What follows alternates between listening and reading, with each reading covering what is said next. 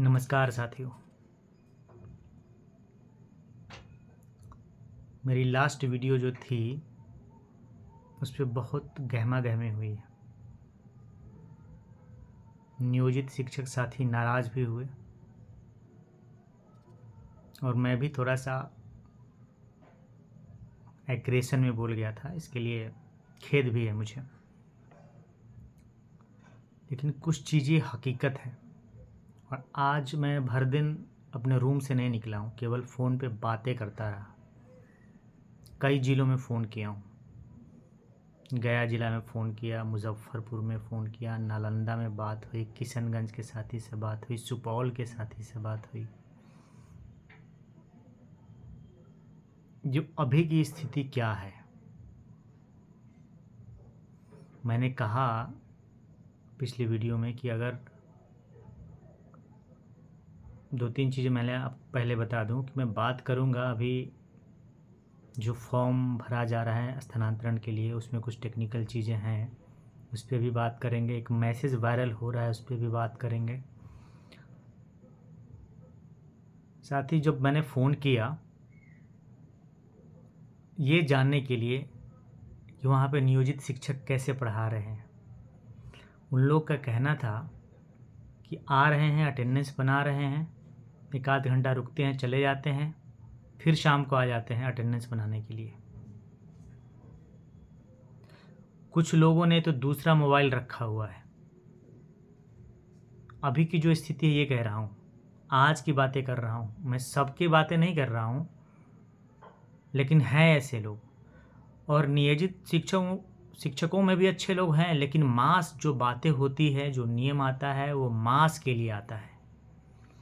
जैसे 2003 में शिक्षा मित्रों की बहाली हुई, 2005 में बहाली हुई, कहीं कहीं लटक गया, लेट हो गया तो 6 में बहाली हुई, और उसके बाद 11 में एग्ज़ाम हुए, उसकी बहाली 12, 13, 14 तक होती रही। सभी को सरकार ने नियोजित शिक्षक घोषित कर दिया है। ऑब्वियसली जैसे जैसे लेट हुआ या फिर एग्ज़ाम दे करके जो लोग आए, 11 के बाद जिनकी बहाली हुई उसमें ज़्यादातर लोग अच्छे हैं। लेकिन जो 3 में बहाली हुई, जो 5 में बहाली हुई, उस समय की स्थितियाँ ये थी कि 1500 रुपये पे बहाली हो रही थी, और ख़ास करके उसमें ज़्यादा महिलाएं ज्वाइन की। उस समय उससे ज़्यादा मज़दूर लोग कमाते थे, इसलिए अच्छे लोगों ने उसमें ज्वाइन नहीं किया। फिर मैं आपकी तुलना नहीं कर रहा हूँ, जो स्थितियाँ थी उसकी बातें कर रहा हूँ, इसलिए बुरा नहीं मानना है। अब वो लोग को सरकार ने पेमेंट बढ़ा के 4,000 किया, फिर 6,000, फिर 13,000, होते होते आज अभी 46-47,000 पेमेंट हो रहा है। 3 में बहाली हुई, 5 में बहाली हुई, लगभग 19 साल, अगर 5 भी हम एवरेज मान ले तो 19 साल से ये लोग नौकरी कर रहे हैं। पुराने वाले जो स्केल वाले जो टीचर थे, लगभग 10-12 आते आते लगभग रिटायर कर गए। और अभी जो एक आध, मतलब हर विद्यालय में तो नहीं, लेकिन किसी किसी विद्यालय में बीपीएससी शिक्षक जो 99 में ज्वाइन किए थे या 2003 में, उसमें से 1-2 टीचर बचे हुए हैं किसी किसी विद्यालय में। नहीं तो 10 से लेकर के पूरा 23 तक जो विद्यालय था वो नियोजित शिक्षकों के हवाले था। और सरकार ने ऐसे ही नहीं कहा है कि अनुमंडल अपने अनुमंडल को छोड़ करके आप अप्लाई करेंगे। सरकार ने एक सर्वे कराया है और उस सर्वे में रिपोर्ट आई है कि स्कूल की हालत बहुत ख़राब है। और ये जो लोग नियोजित शिक्षक हैं, वो जो अपने पंचायत में हैं, अपने गांव में रह रहे हैं, उनका तो घर है, गांव है। बाकी जो बीपीएससी शिक्षक हैं वो बाहर से गए हैं ज़्यादातर, तो उनकी चलेगी नहीं। वो सुधारना चाहे व्यवस्था तो भी नहीं सुधरेगा। इन चीज़ों को लेकर के सरकार ने जो सर्वे कराया था, और उसी के आधार पे उन्होंने अपने अनुमंडल में अप्लाई न करने की बात की, दूसरे अनुमंडल में भेजने की बात की है सभी शिक्षकों को। और इसी को लेकर के जो इतना हंगामा बरपा हुआ है, या फिर जो केस होने की बात हो रही है। अब जानते हैं कि केस होगा तो सबसे ज़्यादा नुकसान क्या होगा। अभी जो बीपीएससी शिक्षकों का जो स्थानांतरण की प्रक्रिया खुली है या चल रही है, हो सकता है यह रुक जाए पूरी तरह से, केस में मामला फंस जाए। ये डर है। और इसीलिए मैं तो आग्रह ही कर सकता हूँ ना, लोग मानेंगे थोड़ी ना। अगर केस ना हो, सरकार से गुहार लगाइए, मैं तो केस के खिलाफ हूँ। जो पाठक जी ने चिट्ठी निकाला था कि जिला में करेंगे, और जिनका ज़्यादा नंबर आया उस बेसिस पे सक्षमता पास वाले शिक्षकों का पोस्टिंग किया जाएगा।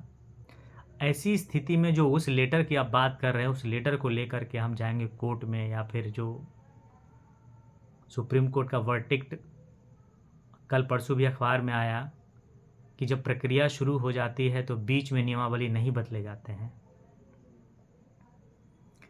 ये सारी बातें हैं, लेकिन जैसे ही मामला कोर्ट में जाएगा, ये निश्चित है सबसे पहले जो प्रक्रिया चालू है उस पर स्टे लगेगा। हो सकता है कि मामला रुक जाए, और रुकने की स्थिति आप समझ रहे हैं क्या होगा। आप तो घर में बैठे हुए हैं, आप घर से जाते हैं 2 किलोमीटर पे स्कूल, आपको तो कोई फ़र्क नहीं पड़ेगा। लेकिन जो इस इंतज़ार में है कि दिसंबर जनवरी तक अपने घर के आसपास होंगे, नज़दीक होंगे, वो रह जाएंगे वहीं, और ख़ास करके बीपीएससी शिक्षक। और हमने ये भी कहा, पूछा था नियोजित शिक्षकों के बारे में, जब हमने फ़ोन किया था तो पूछा था उसमें कि क्या वो उन लोगों के बच्चे सरकारी स्कूल में पढ़ते हैं।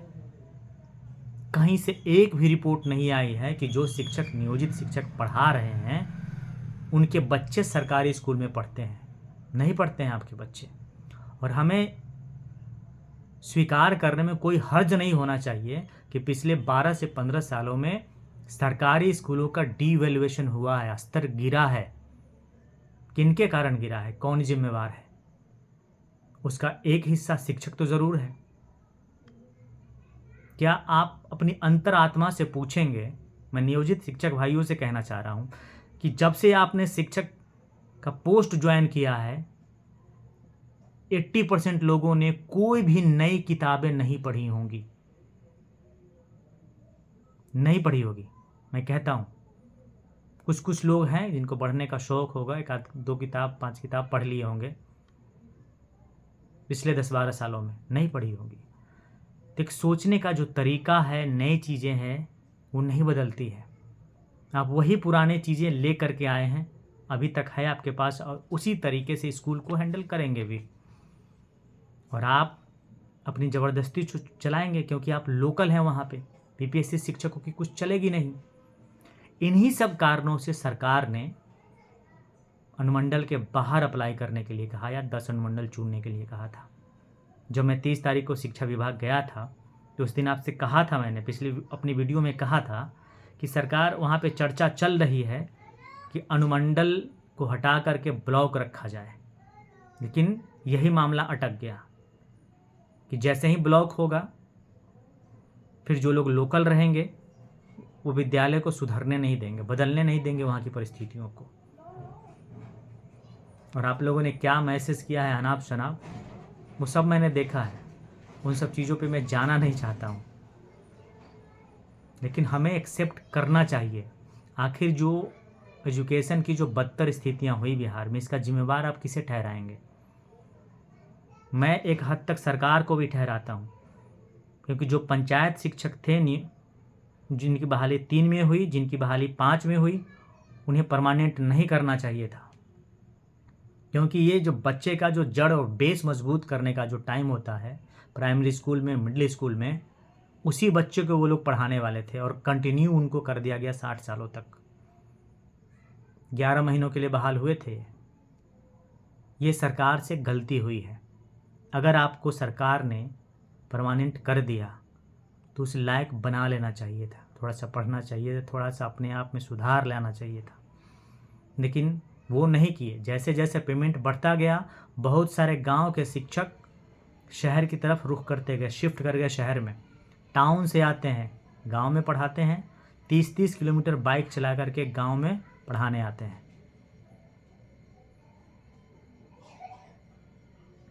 जिम्मेवारी आपके हमारे कंधों पे है। नहीं सुधरेगा तो आने वाले जनरेशन की स्थितियां बदतर होगी।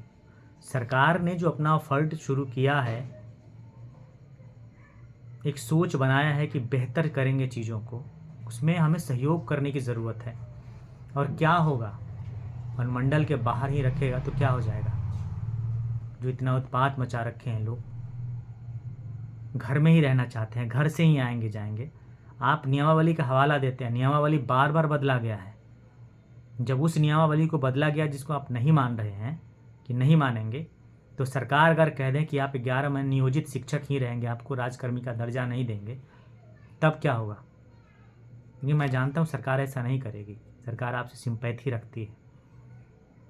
राजकर्मी देने की जो बात है वो लगभग पूरी तरह से है। आपका पेमेंट भी शुरू हो जाएगा जैसे ही ज्वाइन करेंगे वैसे। लेकिन हर चीज़ चाहते हैं आपके फेवर में हो, ये गलत है।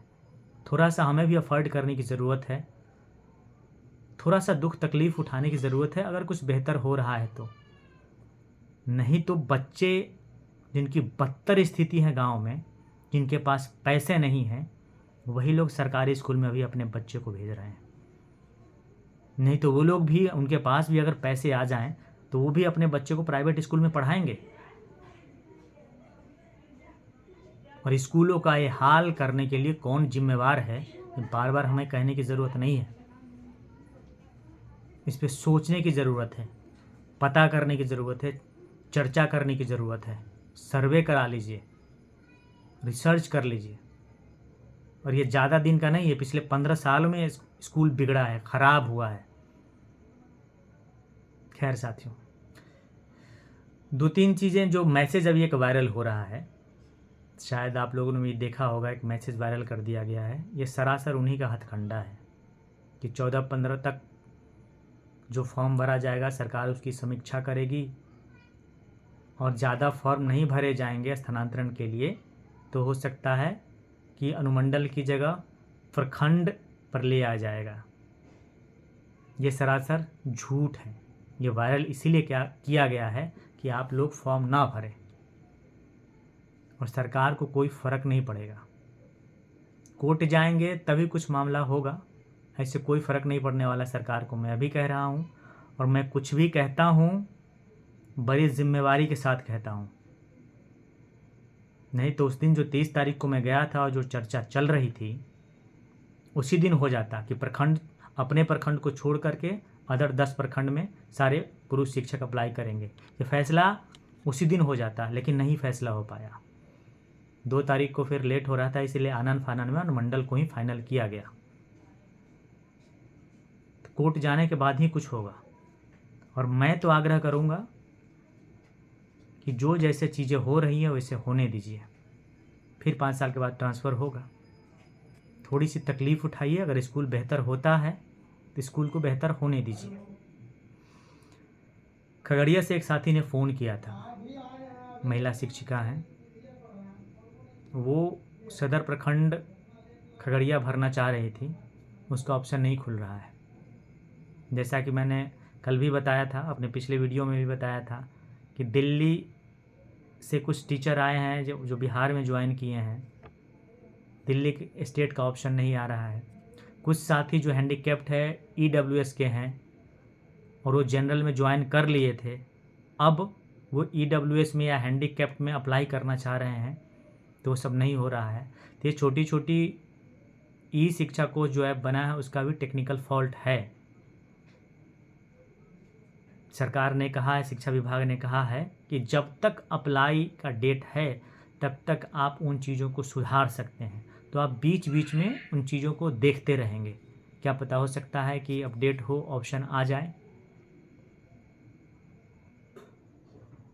और सर्वर का जो प्रॉब्लम चल रहा है, मैं सभी साथी से आग्रह करता हूं कि आप लोग फॉर्म भरिए, रात में फॉर्म भरिए, 10 बजे 11 बजे रात में फॉर्म भरिए। सर्वर अच्छे से काम करता है उस समय, और डिले नहीं करना है, फॉर्म भर दीजिए आप लोग। और इसमें कुछ भी बदलाव नहीं होना जाना है। पुरुष शिक्षक साथियों से भी कह रहा हूँ कि अनुमंडल की जगह प्रखंड नहीं होने जा रहा है, कुछ भी कोई कितना दम लगा ले। और फिर आग्रह करूँगा आप लोगों से, नए साथी को जोड़ना है। इसीलिए जहाँ तक मेरी वीडियो पहुँच रही है, आप मेरे नंबर 94702551 684 पे मैसेज करें, मुझसे जुड़ें। अगली लड़ाई हमारी होगी पे ग्रेड के लिए, स्थानांतरण प्रक्रिया के पूरी होने के बाद और प्रोबेशन पीरियड ख़त्म होने के बाद। तो इन चीज़ों के लिए सारे बीपीएससी शिक्षक साथियों को जोड़ना है, एकजुट करना है। चर्चा होंगी, बातें होंगी, जो चीज़ें निकल करके आएंगे उस रास्ते से हम आगे बढ़ेंगे। हम हार्ड ड्यूटी करने के लिए तैयार हैं, कर भी रहे हैं। 9 से 4:30 तक बहुत सारे लोग सुबह 7 बजे निकलते हैं, रात को 7-8 बजे लौट करके घर पे आते हैं। 12 घंटे की ड्यूटी। तो हमें सैलरी भी उतनी ही हैंडसम चाहिए और अच्छी सैलरी चाहिए। इसके लिए सरकार से लड़ेंगे भी, और इसके लिए आप लोग कोऑपरेट करें। मैसेज करता हूँ, मैसेज का रिप्लाई करें। कॉल करने के लिए कहता हूँ या कॉल करता हूँ तो कॉल उठाएं, जवाब दें, हिचकिचाएं नहीं। हमारा सारा प्रोसीजर होता है लोगों को जोड़ने के लिए। उसी के सिलसिले में आपसे बात करनी होती है, उसी के सिलसिले में मैसेज करता हूँ मैं। सहयोग करें, हम एक दूसरे का कोऑपरेट करेंगे, अपनी मंजिल तक जल्दी पहुँचेंगे। चैनल को लाइक करें, सब्सक्राइब करें। जितने जानने वाले अपने मित्र हैं आपके, वहाँ तक शेयर करें, इस बात को पहुँचाएं। थैंक यू साथी। मैं अशोक क्रांति।